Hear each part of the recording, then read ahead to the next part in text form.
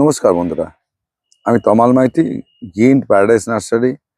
আর আপনারা দেখছেন ছাদ কৃষি চ্যানেল। আর বন্ধুরা, আপনাদের বলে রেখেছিলাম যে কিছু কিছু আগে থেকে আপনাদের কিছু কিছু তথ্য দিয়ে রাখবো, যাতে আপনারা গাছ করতে পারেন। তা এবারে আপনাদের বলে রাখি, তার আগে চ্যানেলটাকে সাবস্ক্রাইব করে রাখবেন যারা নতুন দেখছেন তাদের জন্য। যদি এই ধরনের ভিডিও পেতে চান বা গাছের পরিচর্যা সংক্রান্ত ভিডিও পেতে গেলে এটি চ্যানেলটাকে সাবস্ক্রাইব করে রাখবেন। যারা পুরনো দেখছেন, যদি ভালো লাগে মনোযোগ দিয়ে দেখবেন, না দেখবেন না। আমি পরিষ্কার কথা বলছি। কেন দেখবেন না? যে দেখবেন না কেন, যে আপনারা অর্ধেক দেখেন না, দেখে নিয়ে আমাকে প্রশ্ন করেন। কিন্তু আমার যতগুলো ভিডিও দেই আমি, সব ভিডিওর মধ্যে সবটাই দেওয়া থাকে, সবটাই টোটালটাই একটা সব দেওয়া থাকে। কি করবেন কি করবেন না, কিভাবে দেবেন, কতদিন রাখবেন। তা সেইটা যদি দিতে চান তাহলে আপনারা কি করবেন সেইটাই বলে রাখি। সেই জন্য নাহলে আপনাদের কি হয়, সমস্যাটা কোথায় হয়, যে অর্ধেক দেখেন না, তারপর প্রশ্ন করে বসেন। আমি বোঝাতেও পারি না, ফোনে সবসময় সময় দিতে পারি না অতটা। ফোনে কথা বলছি কিন্তু সবাইকে সব কথা বলতে পারি না, সম্ভব হয় না। তা আমি যেটা ভিডিওতে দিয়ে রাখছি সেটা আমি আবার কেন বলতে যাব? সেই জন্যে দেখুন দেখুন আমি একটা কথা বলি, সেটা হচ্ছে এই মাটিটা যেটা তৈরি করছি, এই মাটি তৈরি পদ্ধতি দেখায়। এটা হচ্ছে আপনার চন্দ্রমল্লিকার মাটি। চন্দ্রমল্লিকার মাটি, আপনার মাটিতে যারা চন্দ্রমল্লিকা করবেন, কোন সময়ে বসাবেন, কিভাবে পরিচর্যা করবেন বা কখন বসালে ভালো হবে, সব বলে দিচ্ছি। মাটিতে যারা চন্দ্রমল্লিকা করবেন তারা এই ধরনের মাটিকে রেডি করে নেবেন। এটা হচ্ছে পুরো মাঠের মাটি, এবছরের মাটি। এবার একবার জল খাওয়ানো হয়ে গেছে, এই বস্তার মাটিটা জল খাওয়ানো হয়নি, এই বস্তার মাটিটা ঢেলে নেবো আমি। এর হাফ বস্তা মাটি ছিল আর আমি এটা নিলাম।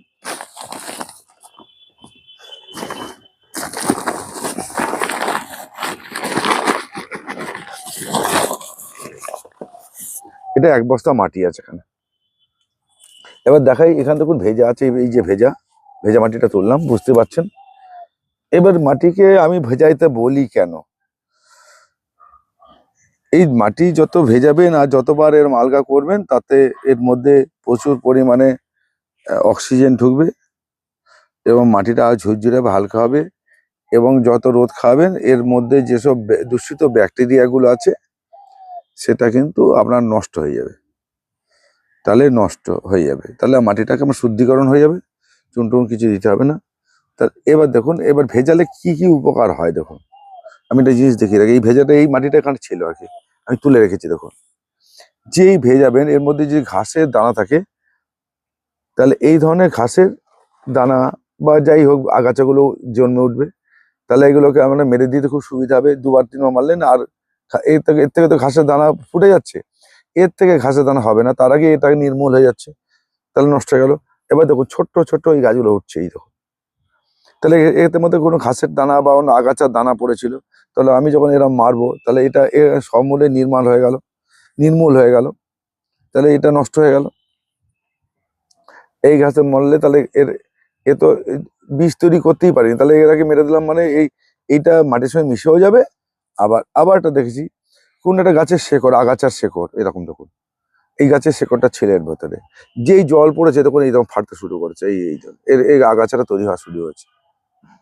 তাহলে আমি এরকম চোখে পড়িনি তখন, কিন্তু আমি যখন এটাকে ওলট পালট করছি তখন এটা চোখে পড়ে যাচ্ছে, তাহলে আমি এটাকে তুলে ফেলতে পারবো। তাহলে আমরা এইটাকে করব, এই মাটিটাকে এইভাবে তৈরি করব।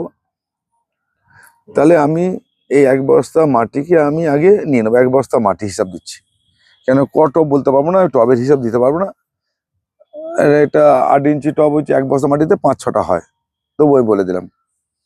এক বস্তা মাটি নিলাম, এর মাটির সঙ্গে আমরা কি করব, আমরা হিসাব করি যেটা হচ্ছে যে 4 বস্তা মাটি, 1 বস্তা গোবর সার অথবা ভার্মি কম্পোস্ট। তা আমি এখানে গোবর সার দিয়ে করবো, দেখাচ্ছি। আমার কাছে আছে কিছু গোবর সার, সেই গোবর সারটা দেবো। গোবর সারটা কিভাবে দেবো,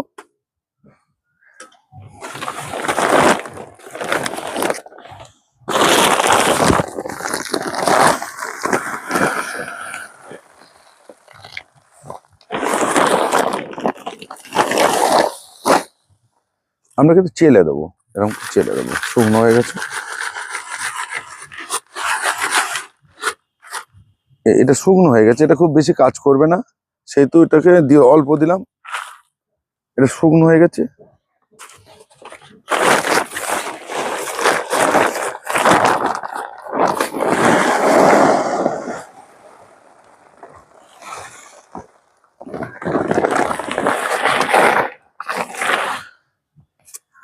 আমি এরকম চেলে দেবো। চেলে দেওয়ার কারণটা হচ্ছে যখন আপনার এরকম এরকম টুকরো থাকবে, এই যে টুকরো থাকবে মোটাদানার মতো টুকরো থাকবে, এর গায়ে একটা ফাঙ্গাস তৈরি হবে, ব্যাকটেরিয়া তৈরি হবে, সে দূষিত ব্যাকটেরিয়া ফাঙ্গাস তৈরি হবে। সেই ফাঙ্গাস মাটির মধ্যে ক্ষতি করবে, মাটির শেকড়কে ডিস্টার্ব করবে। এই জন্য আমরা চেলে দিই যেন মাটির সঙ্গে মিশে যায়। এবং গাছের যত পুরনো গোবর সার, মিনিমাম 1 বছরের পুরনো গোবর সার দেবেন, ভার্মি কম্পোস্ট অসুবিধা নেই। এবং 2 বছর 3 বছর হলেও অসুবিধা নেই, যত দিন পুরনো হবে। এবং মশা নরম থাকা চাই, এরকম নরম থাকা চাই, যেন শুকনো করে ফেলবেন না, বারবার করে বলছি। এরকম এই ঘষলে এরকম ডালা, এই দেখুন দানা হয়ে গেল, এটা গোবর সার। ঠিক আছে, ভার্মি কম্পোস্ট তাই শুকনো করে দেবেন না। শুকনো করা জিনিসটা দেখাচ্ছে এই যে শুকনো, এটা কিন্তু কার্যকারিতা খুব কমে যায়। এর 50%ও কেন, 30% আর কার্যকারী থাকে না মাত্র। একে আবার আবার প্রসেসিং করতে হয়, তার মধ্যে খাবার তৈরি করতে হয়। এই জন্য শুকনো গোবর সারটা আমরা দেবো না। তাহলে কি কতটা গোবর সার দেবো? 1 বস্তা 4 ভাগের 1 ভাগ দেবো, এখানে হয়নি, আমি 8টো দেবো।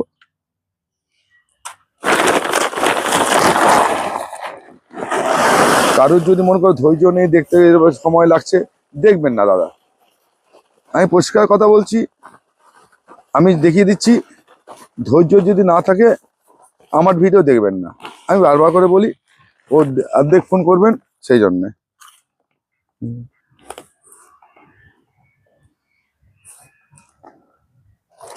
তাহলে এই গোবর সারটা কিন্তু দিয়ে দেবেন, কিন্তু এইভাবে দেবেন। আমি বলছি শুকনো গোবর সার কিন্তু কোনো কাজে লাগে না, ঠিক আছে?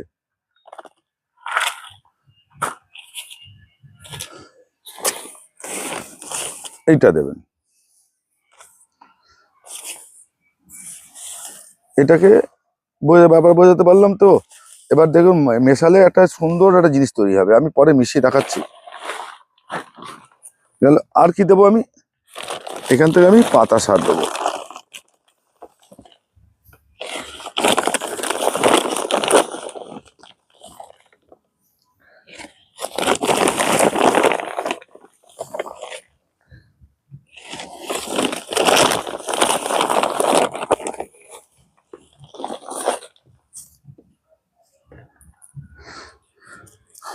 আচ্ছা, এবার বলে রাখি, আপনাদের একটা তথ্য দিয়ে রাখি। আমরা উত্তর 24 পরগনা, দক্ষিণ 24 পরগনা, কলকাতা, মেদিনীপুর, এই 3-4টে জেলার আমরা সমুদ্র উপকূল এলাকায় থাকি। আর সবটা নয়, আর হচ্ছে শুধু না, এটা নদীমাতৃক, দক্ষিণ 24 পরগনা, উত্তর 24 পরগনা কিছুটা অংশ। এই এলাকার মাটিটা একটু এঁটেল প্রকৃতির মাটি। এটা এক সময় সম্ভবত এইদিকে আমাদের খুব কাছাকাছি নদী বা সমুদ্র ছিল, পলি পড়ে পড়ে আমাদের এত আজ থেকে 200 বছর বা 2000 বছর, 5000 বছর এরম হতেই পারে, 5000 বছর বা 10,000 বছর, যাই এর যেটা হচ্ছে, এইখান থেকে আমরা এইখানে কলোনি হয়েছে। কিন্তু এর মাটির প্রকৃতি এখনো পাল্টায়নি, যার জন্যে এইসব এলাকার মাটিটা ম্যাক্সিমাম দেখা যাচ্ছে এঁটেল মাটি, জল ধরে রাখার ক্ষমতাটা বেশি। তাহলে এই এঁটেল মাটি যদি হয়, তাহলে বস্তা পিছু 4 ভাগে 1 ভাগ, যেমন আপনি গোবর সার মেশাচ্ছেন, ভার্মি কম্পোস্ট মেশাচ্ছেন, যদি এঁটেল মাটি হয়, তাহলে 1 বস্তার হাফ বস্তায় আপনি লাল বালি মিশিয়ে নিন। আর বাকি যে নিউট্রনগুলো দিলাম, গোবর সার, পাতা সার, এটা কিন্তু সমানভাবে দেবেন, দিয়ে ভালো করে ধোলাই মোলাই করে নিন। কেন? এঁটেল মাটিতে জল ধরে রাখার ক্ষমতাটা প্রচুর। তাহলে আমরা জল ধরার ক্ষমতাটা কমাতে গেলে আপনাকে এইভাবে করবেন। কিন্তু আপনি না এখানে বলতে পারেন, দাদা আপনি তো কোকোপিট বলতে পারেন, ধানের তুষ বলতে পারেন, এটা বলতে পারেন, কিন্তু আমি ধানের তুষকে মানে প্রেফার করি না অন্য কারণে। ধানের তুষকে হয় 2 বছর পচিয়ে নিতে হবে, নাহলে আপনাকে পুড়িয়ে নিতে, হাফ বয়েল করে নিতে হবে, হাফ পুড়িয়ে নিতে হবে, ছাই হয়ে যাবে না, অথচ কালো হয়ে যাবে। এটা এটা করা যায়। আহ এইটা করে করে আপনি মাটির সঙ্গে মেশাতে পারেন। ওই জন্য আমি এটা এটা অনেক সময় সম্ভব না বলে আমরা এটা বারণ করে দিই। এর সঙ্গে মাটির সঙ্গে কি কি মেশাবেন, কেন মেশাবেন, কি জন্য মেশাবেন সেটা বলে দিই। আমরা যে সারের এই মাটির সঙ্গে যেসব নিউট্রিয়েন্টগুলো মেশাই সেগুলো পচতে সময় লাগে। যেমন হচ্ছে এই যে শিংকুচি, এই শিংকুচি, এই হাড় গুঁড়ো, এই হাড় গুঁড়ো, এই লেদার মিল, এই ফিশ মিল, তাহলে এইগুলো আমাদের মাটির সঙ্গে মেশাতে হলে তার ফসফরাস দরকার আছে, জিঙ্ক বোরনের দরকার আছে, ক্যালসিয়ামের দরকার আছে, আরো কিছু মানে সাইট্রিক অ্যাসিড থেকে আরম্ভ করে এই অ্যাসিডের প্রয়োজন আছে, আমাদের প্রয়োজন, মাটির মধ্যে প্রয়োজন আছে গাছকে ভালো করে করতে গেলে। তাহলে আমাকে কি করতে হবে, এই যে আমি যে বস্তাটা নিলাম এতে আমার মাটির সঙ্গে যা মেশালাম, যদি বালি মেশাই তাহলে 2 বস্তা হয়ে যাবে, আর বালি যদি না মেশাই তাহলে আমার 1.5 বস্তার মতো হবে। তা 1.5 বস্তা মানে আপনার 8-এর টব ওই 8টা থেকে 9টা, আর যদি আমি 9টায় ধরে নিই, আর যদি আমি 2 বস্তা মাটি হয়ে যায় তাহলে 8-এর টব 12টা, 10টা থেকে 12টা 8-এর টব। 8-এর টব বলতে এই টব, এই টব বলে দিলাম, এই 8-এর টব এইটাকে বলা হয়। এই দেখুন 1 বিঘাতে উপরে আমি, এটা 8 ইঞ্চি আছে, এটা 8, তাহলে 8-এর টবের এটা। এবার কতটা পরিমাণ মেশাবেন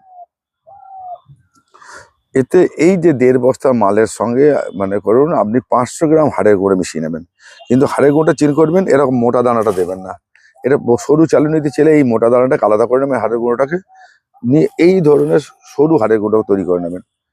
এই যে এখানে দেখুন, এই যে এটা সরু হাড়ের গুঁড়ো, এটা তাড়াতাড়ি গলে যাবে বা মাটির সঙ্গে মিশতে সাহায্য করবে। এবার এখন থেকে কেন বলি, এই যে হাড়ের গুঁড়ো, শিংকুচি, নিমখোল, এটা হাড়ের গুঁড়ো, শিংকুচি, লেদার মিল, এগুলো পচতে মিনিমাম 90 দিন লাগে, আর 80-90 দিন লাগে।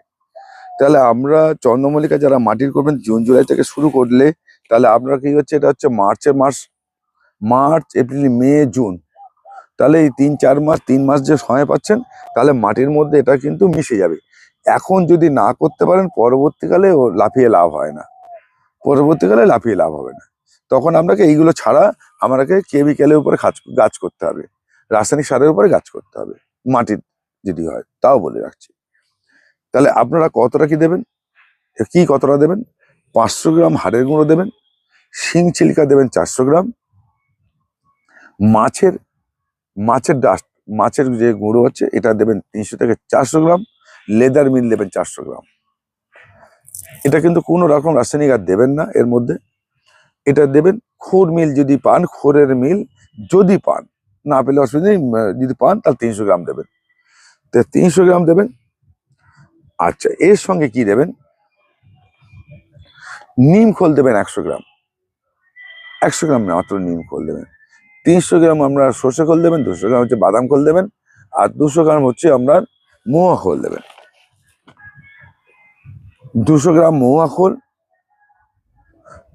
সর্ষের খোল হচ্ছে 300 গ্রাম, বাদাম খোল 200 গ্রাম, আর নিম খোল হচ্ছে 100 গ্রাম। এটাকে দিয়ে মাটিটাকে ভালো করে ধোলাই মোলাই করে নেবেন, ভালো করে ধোলাই মোলাই করে নেবেন এরকম করে। আমি দোয়াটা দেখালাম না, আবার এটা মাটিটা তৈরি হয়নি এখনো, সেই জন্য আমি দিলাম না। এইবার এইটাকে দিলেন, দেওয়ার পর জল দিয়ে ভিজিয়ে দিন, পুরোপুরি জল দিয়ে ভিজিয়ে দিন। জল দিয়ে ভিজিয়ে এটাকে একবার 7-8 দিন পর দেখবেন শুকনো হয়ে গেছে, তারপরে ধোলাই মোলাই করে নেবেন, ধোলাই মোলাই করে নেবেন।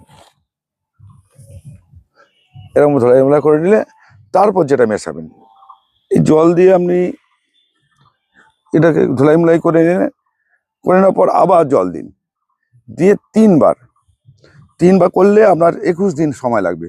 3বার করতে 7 দিন করে সময় লাগে ধরুন, মানে শুকিয়ে নিয়ে বা ভালো করে কুপিয়ে জল দিয়ে ভালো করে তোলাই মিলাই করলে আপনার 3বার জল দেবেন, 3বার জল দেবেন। 3বার জল দিয়ে এবার 21 দিন 22 দিন হয়ে গেল। এবারে এটা এটা গেল। এটা করার পরে এবার লাস্ট এবার 21 দিনের পর কি করবেন, 21 দিনের পর করবেন কি, আর 21 দিন না, একটু বেশি সময় নিন, নাহলে ভুল হয়ে যেতে পারে। সবাই তো এটা করে নিতে পারেন। আমরা রাখা হচ্ছে 1 মাস। 1 মাস মানে 4 সপ্তাহ আপনি 4 বার জল দেবেন। প্রতি সপ্তাহে 1 বার করে জল দিয়ে এটাকে ভালো করে ধোলাই মেলে করে নিন। শুকিয়ে নেবেন, শুকিয়ে যাবে। একবার জল দিয়ে ভিজিয়ে দেবেন, এরকম করে গর্ত করে জল দিয়ে ভিজিয়ে নেবেন, ভালো করে চপচপ হয়ে ভিজে যাবে। তারপরে এটাকে এক পাশ থেকে কোপাতে শুরু করবেন। কোপালে আপনার আস্তে আস্তে আলগা হয়ে মাটিটা খুব ধোলাই মেলা হয়ে যাবে। এটা কিন্তু যারা বালি দিচ্ছেন তারাও করবেন, যারা বালি দিচ্ছেন না তারাও করবেন। আর আপনাদের কেন বলছি, এদিকে নদিয়া, বর্ধমান, বীরভূম, বাঁকুড়া থেকে শিলিগুড়ি অবধি এই দিকের মাটিটা অনেক বেশি পুরনো এবং হালকা মাটি হয়, দোআঁশ মাটি বেশি হয়, বেলে দোআঁশ মাটি হয়, লাল মাটি হয়। এই মাটিগুলোর মধ্যে অনেক মাইক্রোনিউট্রিয়েন্ট থাকে এবং জল ধরে রাখার ক্ষমতাটা অনেক কম। তাহলে এই দিকে আপনারা এটা করবেন। করার পর 1 মাস পর কি করবেন, মাটিটাকে বিকেলের দিকে, যে কোনো দিন বিকেলের দিকে মাটিটাকে এরকম কুপিয়ে ধলাই মলাই করলেন। এইবার কি করবেন, যে এই 1 থেকে 1.5 বস্তার মধ্যে জন্য এই যে ট্রাইকোডার্মা ভিরিডি, এই ট্রাইকোডার্মা ভিরিডি 50 গ্রাম মতো দেবেন। এটা অন্য কিছু নাম আছে এখানে, কিন্তু ট্রাইকোডার্মাটা এখানে আছে, নিচে এই যে ট্রাইকোডার্মা লেখাটা আছে, ঠিক আছে। বিভিন্ন কোম্পানি হতে পারে। তা এটা আপনারা এটা নাম, এটা কোম্পানি দাম লেখে লাভ নেই। আমি কোম্পানি বিজ্ঞাপন করছি না, এটা দেখাবার দরকার নেই। আপনার ট্রাইকোডার্মা কথাটা লিখে রাখুন, ট্রাইকোডার্মা কথাটা লিখে রাখুন। আর হচ্ছে ভিরিডি বলে, ভিরিডি ভ্যাম বলে পাওয়া যায়। ভিরিডি বলে কোম্পানির আমি নাম বলছি না, দেখাবো না। বিভিন্ন কোম্পানি আমি দেখাবার বিজ্ঞাপন করছি না। এটা হচ্ছে ভিরিডি, এই কথা দুটোও লিখে রাখুন। ট্রাইকোডার্মা আর ভিরিডি দুটোই কিন্তু একটা ব্যাকটেরিয়া। এটাও 50 গ্রাম, এটাও 50 গ্রাম মেশাবেন। এটাকে মিশিয়ে ভালো করে এটা জল দিয়ে ভিজিয়ে একটা বস্তা বন্দি করে রেখে দিন। এমনভাবে জল দেবেন যে জলটা একদম কাদা হবে না, জল ভর্তি করে রেখে দিন। কোথায় রাখবেন, ছাওয়াযুক্ত জায়গায় রেখে দেবেন। বিকেল বেলায় করবেন, রোদের আলোয় করবেন না, বিকেলের দিকে করবেন।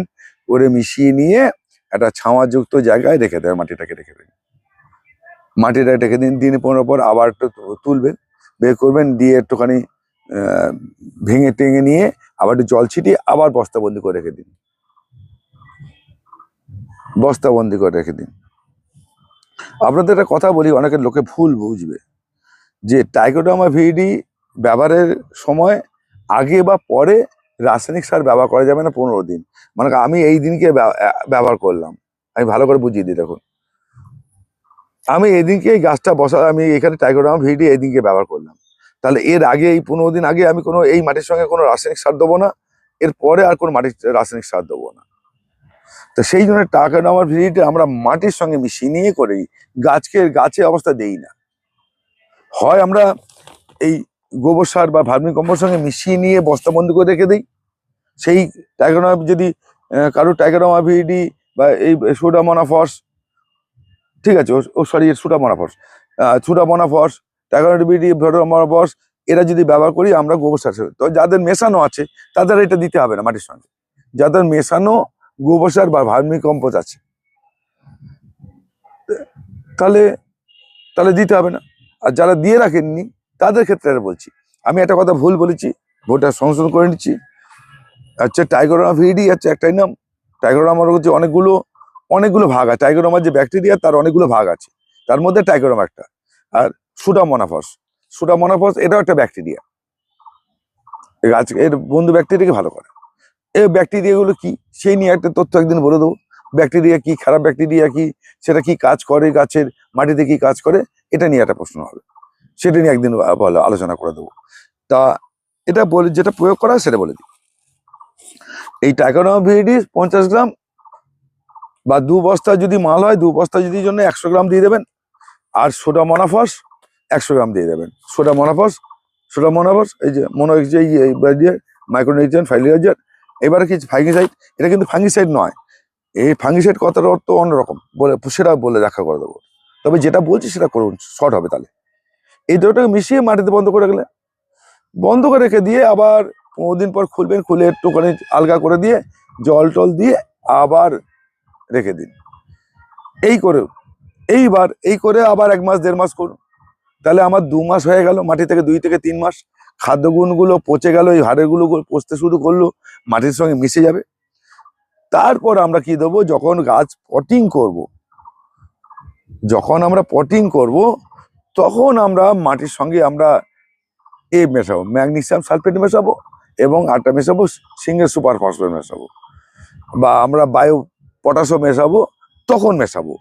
তার মানে কি, আমার তো 1 মাস 1.5 মাস হয়ে গেল, এইগুলো ব্যাকটেরিয়াগুলো তৈরি হলো, মাটির মধ্যে খাদ্য উপাদান তৈরি হলো, তখন আপনি এই গাছে যা বসাবেন তাই হবে, তাই হবে। তাহলে আপনারা যে কি মাটির মিডিয়াটা তৈরি করতে বললাম, তাহলে এই মাটির মিডিয়াটা যদি ঠিকমতো তৈরি করতে পারেন, আপনার গাছকে সুন্দর হবে, গাছের জলও বসে থাকবে কম, জলও বসবে না, এবং গাছের ফুলের কালার ভালো হবে, গাছের গ্রোথ ভালো হবে, এবং আপনার সার বেশি লাগবে না, রাসায়নিক সার। তাহলে এইগুলো যদি আপনি করতে পারেন তবেই আপনার গাছটা সুন্দর হবে। নাচেতে আপনারা ওই গাছ এনে ওই সার মার দিয়ে বসিয়ে দেবেন, সেই গাছে কিন্তু পরিধি ভালো হবে না। ঠিক আছে, এটা কিন্তু ভালো করে করুন। এই যে গাছে অনেক দেখবেন সুন্দর গাছে ব্যালেন্স হয়, টোপরের মতো হয়, কেউ টেবিলের মতো করছে, গোল হচ্ছে, আমরা বলি করে কি করে, তার আগে থেকে প্রস্তুতি, ঠিক এরকম থেকে প্রস্তুতি নিয়েছে বলে ওই সময়টা আপনাদের এত ভালো রেজাল্ট দেওয়া যায়।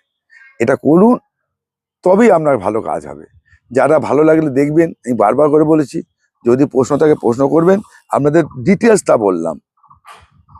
কেন আমরা চন্দ্রমল্লিকা এপ্রিল থেকে বসানো শুরু করে দেবো, মার্চের শেষে এপ্রিল থেকে বসানো শুরু করে দেবো, ছোট চারা বসানো শুরু করে দেবো। তাহলে বুঝতে পারছেন, ছোট চারাতে আমার এই খাওয়াটা লাগবে না। যখনই আমরা 6 ইঞ্চি থেকে শুরু করব, তখন এই মাটি দিয়ে শুরু করে দেবো। 4 থেকে শুরু করে দেবো, আমরা প্রথমে 2 ইঞ্চি বসাবো, তারপর 4 থেকে শুরু করব, 6, 8, 10, 12। তাহলে আমাকে কিন্তু তার আগে থেকে এই প্রস্তুতি না নিয়ে রাখলে আপনি কখনো ভালো মানে চন্দ্রমল্লিকা পম করতে পারবেন না। নমস্কার বন্ধুরা, ভালো থাকবেন, সুস্থ থাকবেন, আমরা এইভাবে কাজটা করব।